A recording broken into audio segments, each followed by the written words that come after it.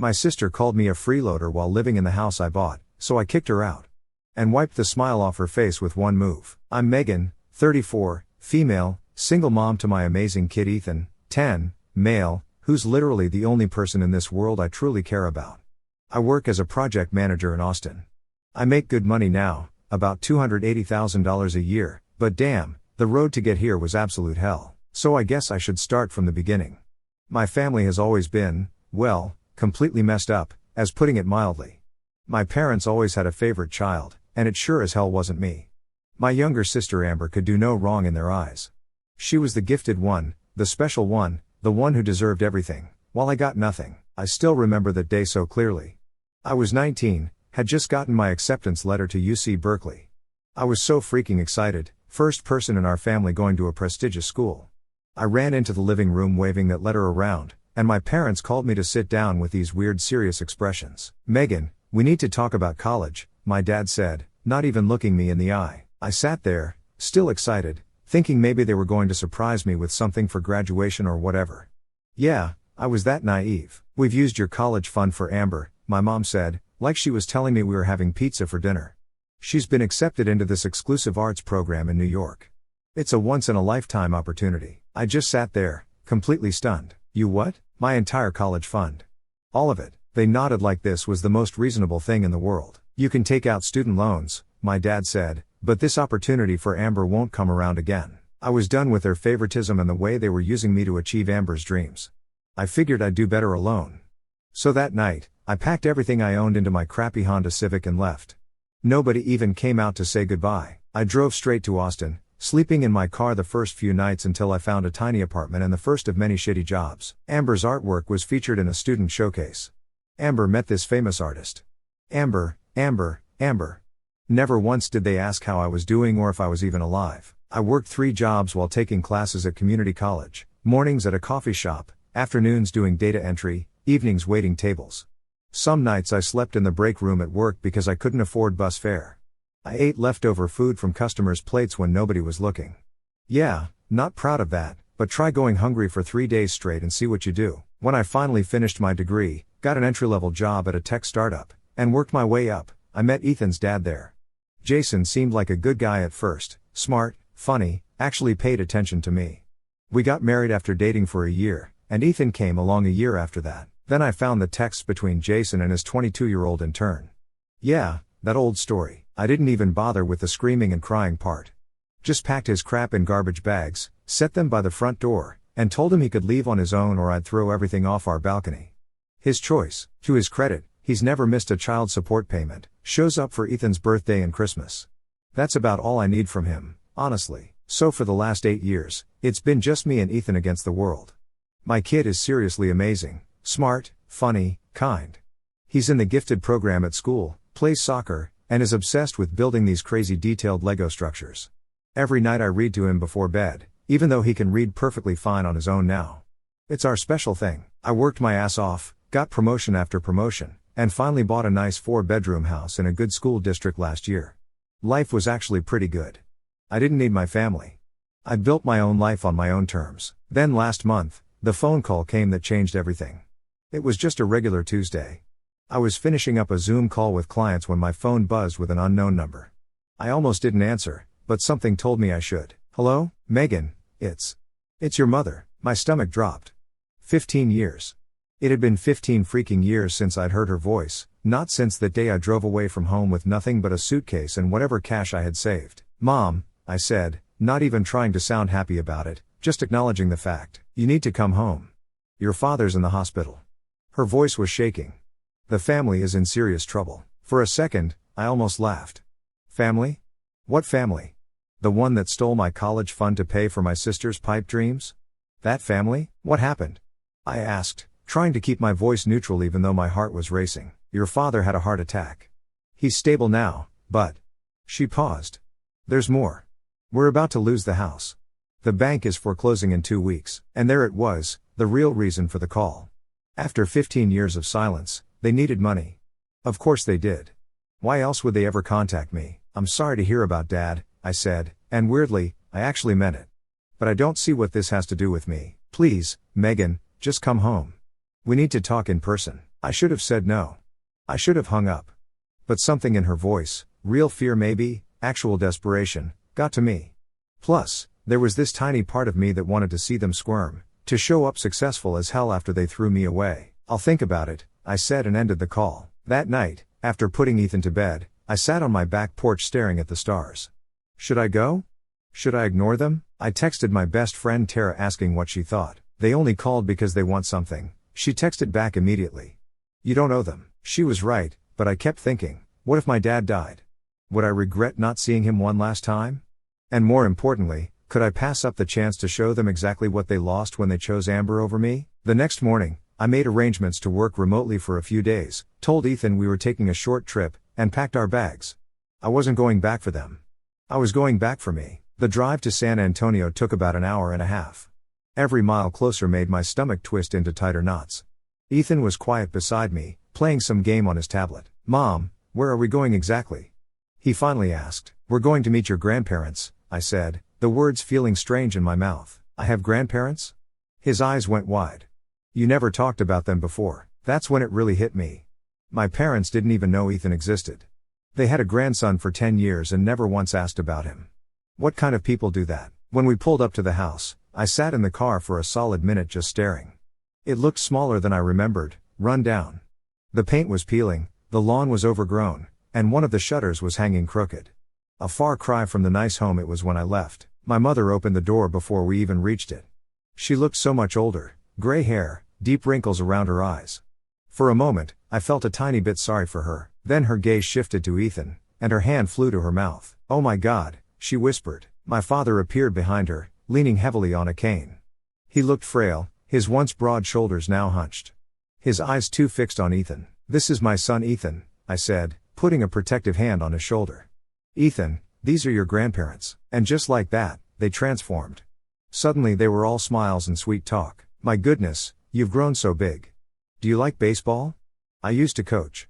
You look just like your mother when she was your age. It was like watching actors step into roles, the doting grandparents who had never sent so much as a birthday card or even asked if I had kids. I cut through the act pretty quick. Can we skip this and talk about why I'm here? My mother's fake smile disappeared. She ushered us inside, and that's when I got the full story. Amber took out a large loan to start her design studio, my father explained, his voice weak. The business failed. We mortgaged the house to help her, and now the bank is taking it. They needed $200,000 to save the house. My father looked me straight in the eye and said, that's not much for you now, is it, Megan? The audacity. Like I owed them anything. Like I hadn't struggled for years because of their choices. Before I could respond, the front door swung open, and there she was, Amber, looking like she just walked off a fashion magazine cover. Designer clothes, perfect hair, immaculate makeup. But her eyes were cold when they landed on me. Well, look who decided to show up, she sneered.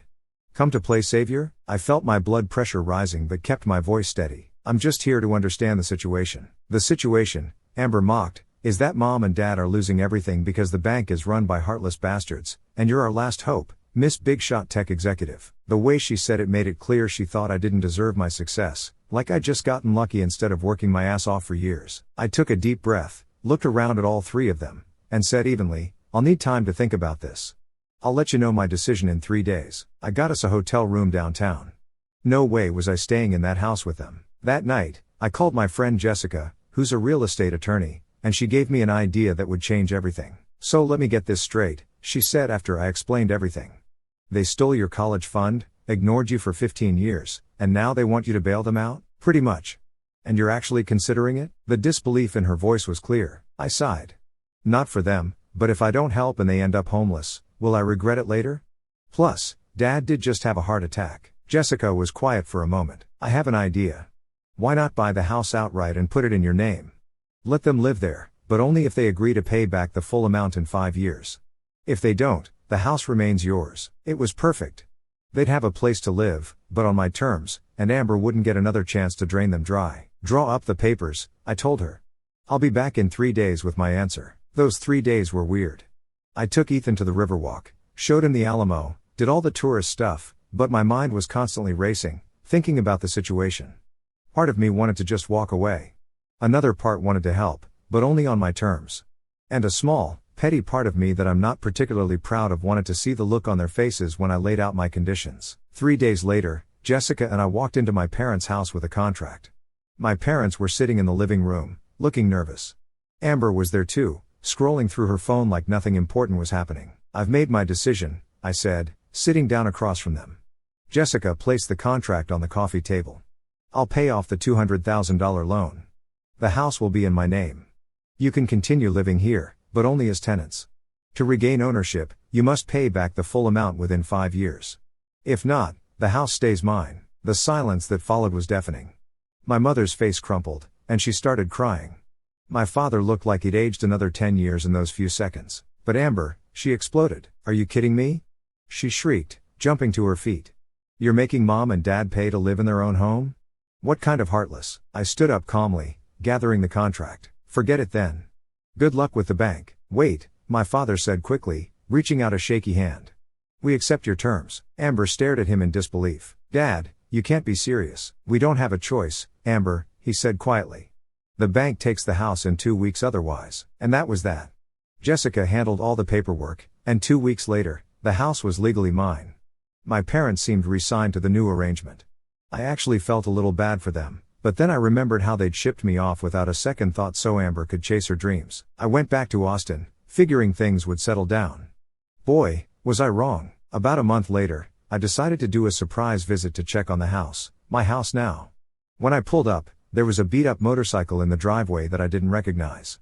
Weird. I knocked, then used my key when nobody answered right away. The moment I stepped inside, I smelled weed. Strong weed. And then I heard laughing from the kitchen. I found my mother cooking, my father at the table, and Amber lounging by the counter. But there was someone new, a guy covered in tattoos with a man bun and a vape pen, sitting at my parents' table like he owned the place. "Megan," my mother looked startled. "We weren't expecting you." "Clearly," I said, eyeing the guy. "Who's this?" Amber draped herself over the guy. "This is Ryan, my boyfriend." "Ryan, this is my sister I told you about." Ryan looked me up and down in a way that made my skin crawl. "So you're the corporate sellout, huh? Nice to finally meet you." I ignored him, turning to my mother. "I didn't agree to let Amber and her boyfriend live here. It's just temporary," my mother pleaded. "Until they get back on their feet. Ryan's between jobs right now, and they couldn't afford their apartment." "Of course. Amber loses her business and instead of getting a real job like everyone else, she moves back in with mom and dad and brings her loser boyfriend along for the ride." "Not my problem," I said flatly. "They have 2 weeks to find somewhere else." Ryan laughed. "You can't kick us out. This is your parents' house." "Actually, it's my house now," I corrected him. "And yes, I can." That night, after I'd gone upstairs to the guest room to do some work, Ryan cornered me in the hallway on my way to the bathroom. He reeked of weed and body odor. "You think you're so much better than everyone, don't you?" he slurred. "Single mom who got lucky with a cushy job. Bet you slept your way to the top." I tried to step around him, but he blocked my path. "Get out of my way, dude, or what?" He leaned in closer. "You'll call daddy?" "Oh wait, you can't, because daddy's downstairs worried about being homeless because of his stuck-up daughter." I stood my ground. "Get out of my face, Ryan, and get out of my house in 2 weeks." He leaned in even closer. "Your kid seems nice. Be a shame if he started picking up bad habits from his Uncle Ryan. Maybe I'll teach him how to smoke his first joint." That was it. I shoved him back so hard he stumbled into the wall. "Threaten my son again, and I'll have you arrested so fast your head will spin." 2 weeks. I went back to my room and immediately called Jessica. "I need eviction papers for my sister and her boyfriend now." The next morning, I headed back to Austin, my blood still boiling from the encounter with that jerk Ryan. I tried to focus on work, on Ethan, on anything but the situation, but I knew it wasn't over. One day, I was in the middle of a team meeting at work when my phone started blowing up. Texts, calls, even emails from people I hadn't talked to in years. "Are you okay? Have you seen what Amber posted? Everyone's talking about it." I excused myself from the meeting and checked Facebook. And there it was. Amber had posted an old photo of me and Ethan along with this insane rant. "Meet my sister Megan, the heartless corporate sellout who's making our elderly parents homeless. She swooped in after 15 years of silence to steal their house and is threatening to kick them out unless they pay her back, all while she sits in her fancy house making 6 figures. Oh, and she's a terrible mother too. Her poor son is being raised by nannies while she climbs the corporate ladder. Toxic family. Gold digger." The comments were a complete dumpster fire. People I went to high school with, distant relatives, even some of my parents' neighbors, all piling on about what a monster I was. Some of them were even tagging my workplace, trying to get me fired. But what made my blood boil wasn't the lies about me. It was that she dragged Ethan into it, used his picture without permission, made him part of this garbage. Then my phone rang. It was Ethan's school. My heart dropped. "Miss Patterson, this is Mrs. Rodriguez from the front office. Ethan is quite upset. Apparently some of his classmates have been showing him some social media posts about your family." I felt sick. My hands were shaking as I told my boss I had a family emergency and raced to Ethan's school. When I got there, he was sitting in the counselor's office, his eyes red from crying. "Mom," he said in this small voice that broke my heart, "why is Aunt Amber saying those things about us online?" My friend Jake showed me on his phone. I knelt down and hugged him tight. "Sometimes adults don't handle their problems very well, buddy. What Aunt Amber did was wrong. None of what she's saying is true. She said you're a bad mom," he whispered against my shoulder. I pulled back to look him in the eyes. "Do you think I'm a bad mom?" He shook his head immediately. "You're the best mom. Then that's all that matters." I took Ethan home, called Jessica immediately, and told her what happened. "I want them out. All of them now." "Whoa, slow down," she said. "What happened?" After I explained, she sighed. "I can draw up eviction papers for Amber and Ryan today, but your parents?" "I'm not evicting my parents," I clarified. "Just the leeches living off them." That afternoon, Jessica drove down from Austin to meet me, and together we returned to the house. Ryan answered the door, looking like he'd just woken up even though it was 2 p.m. "What do you want now?"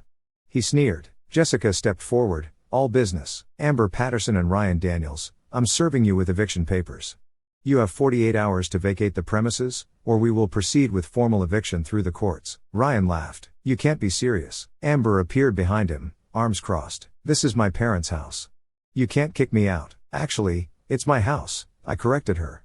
"And yes, I can." I also handed her a cease and desist letter Jessica had drafted. "Take down that Facebook post and all other social media posts about me and my son immediately, or face legal action for defamation and unauthorized use of my child's image." Amber stepped toward me, her face twisted with anger. "You think you're so powerful?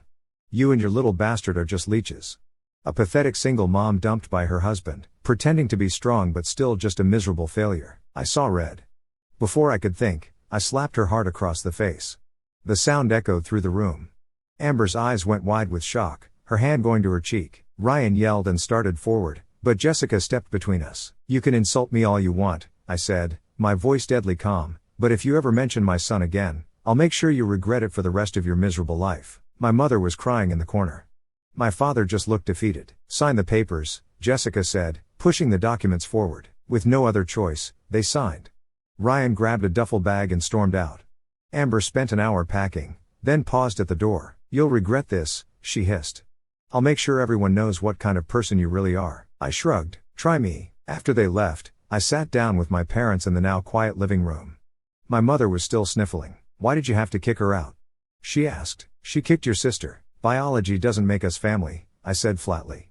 "Her actions do. And she crossed a line when she dragged my son into this mess." My father sighed. "We just wanted to help her get back on her feet." "That's always been the problem," I replied.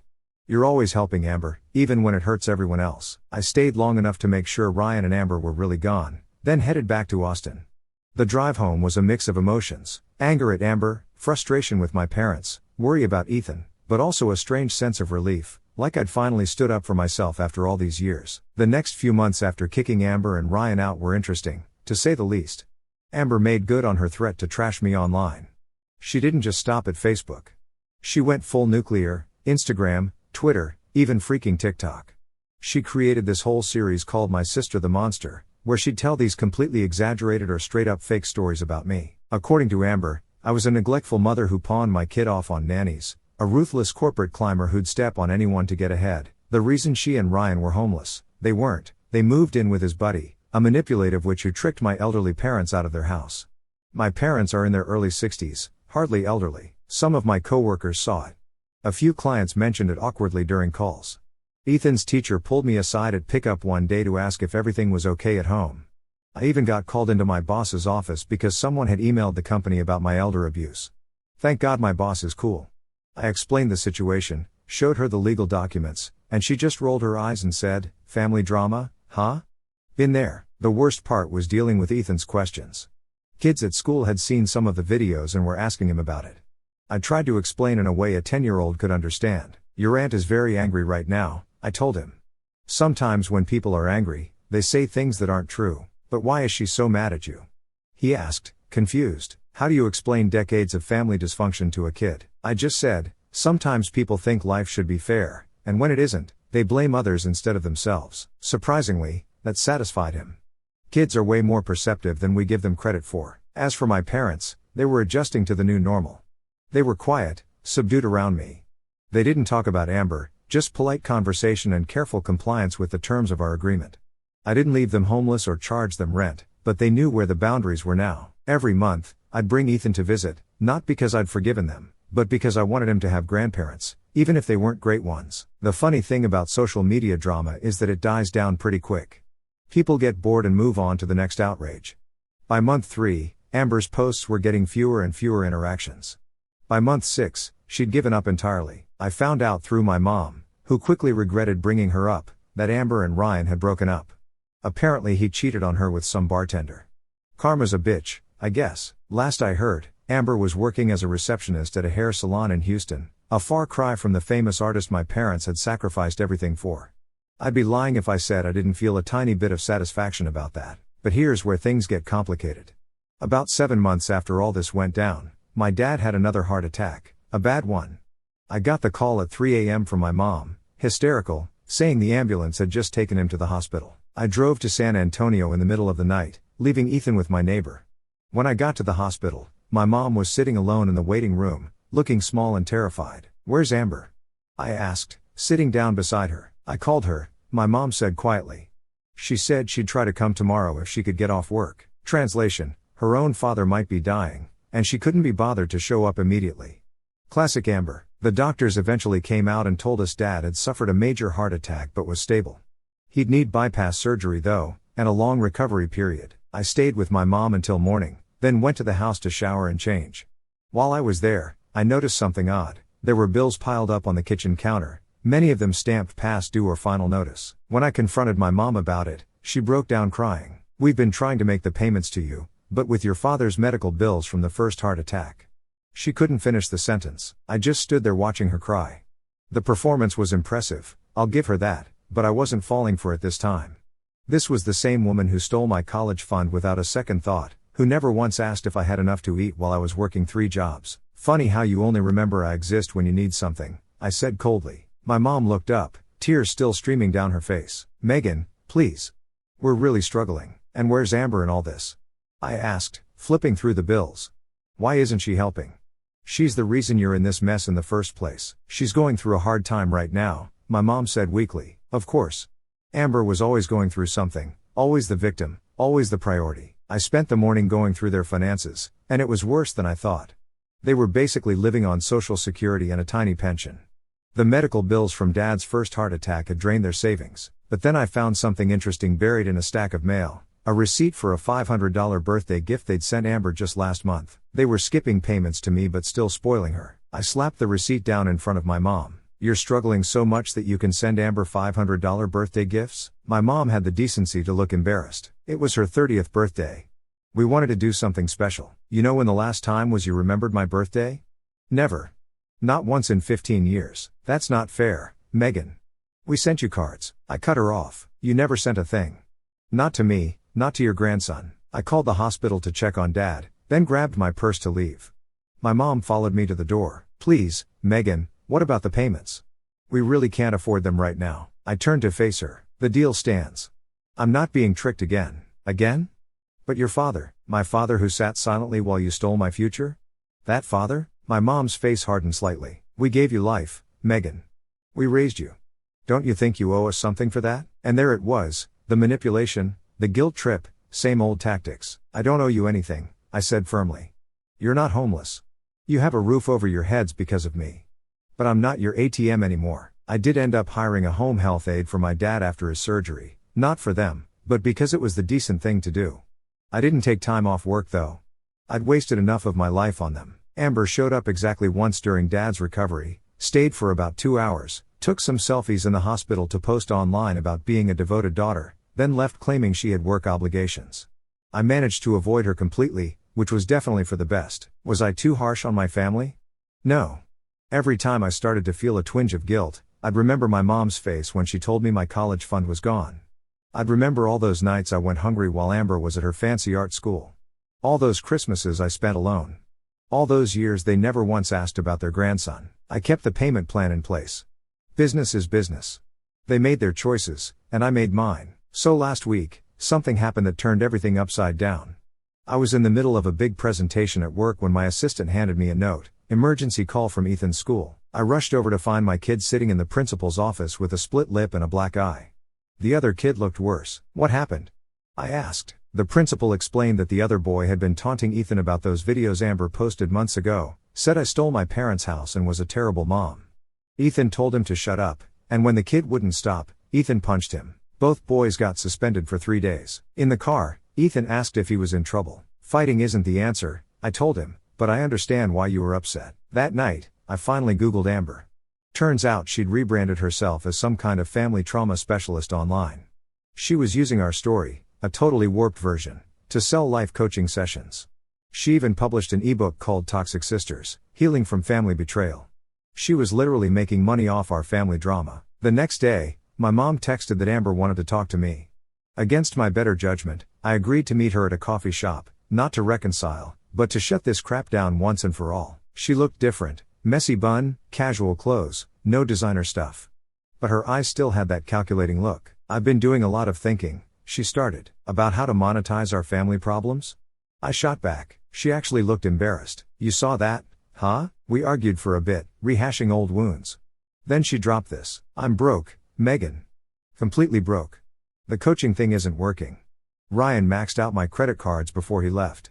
I don't know what to do. I laughed in her face. Welcome to real life, Amber. This is what it's like when nobody bails you out.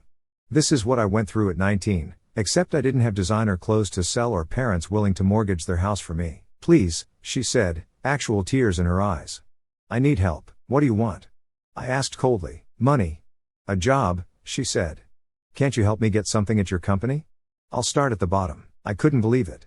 After everything she'd done, she wanted me to help her. I'll take down all the videos, she added quickly. Delete the TikTok, pull the ebook, everything. I studied her face, looking for the manipulation. There was definitely some there, but also genuine desperation. Take everything down first, I said. Every post, every video, the ebook, everything. Then send me proof. After that, and only after that, we'll talk about job possibilities. But I need money now. Not my problem, I cut her off. You created this mess. You can live with the consequences for once. The next week, she actually did take down all her content about me and sent screenshots proving it. I was surprised she followed through. I know someone who runs a small marketing firm in Dallas, entry-level position, barely above minimum wage. I told him about Amber, the whole ugly truth, and he agreed to interview her. No promises. She texted me, thank you, but I didn't respond. This wasn't forgiveness. My thought is that better she has some income so she doesn't go crawling back to my parents for more money. As for my parents, Dad's out of the hospital, but the bills keep piling up. They've started dropping hints about modifying our agreement again. Not happening. I'm not their ATM. Mom texted me asking if Ethan could stay with them for a weekend. I shut that down immediately. They barely know him, and I don't trust them not to fill his head with their twisted version of our family history. The house is still in my name, and it's staying that way. I've made it clear they need to keep making payments or find somewhere else to live. Business is business. Will Amber keep her end of the bargain? Probably not. She's never faced real consequences before. Will my parents ever understand how badly they screwed me over? Doubtful. They're still the same selfish people, just older and more desperate, but I don't care anymore. I've wasted enough energy on them. My focus is Ethan and my career, the only things that have never let me down.